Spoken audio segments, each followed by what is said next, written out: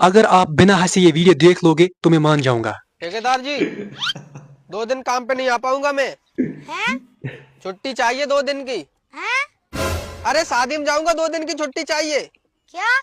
सुनाई नहीं देता, बहरे हो क्या? अरे इस कुर्सी पे बैठ कर देख, सुनाई नहीं देता है। अच्छा ऐसा है क्या? मैं भी बैठ के देखता हूँ। जो अपने माँ बाप से प्यार करता है वो ये वीडियो जरूर लाइक और सब्सक्राइब करेगा। लो बैठ गया। तुझे लात मार के दूसरा मजदूर लगा लूंगा हैं? और पिछले 2 हफ्ते की दिहाड़ी भी नहीं दूंगा। हैं? फिर दोबारा कभी अपने पास मजदूरी पे नहीं लगाऊंगा। अरे सही कह रहे हो, इस कुर्सी पे कुछ सुनाई नहीं देता है। जा, जाके काम कर ले। जी ठेकेदार।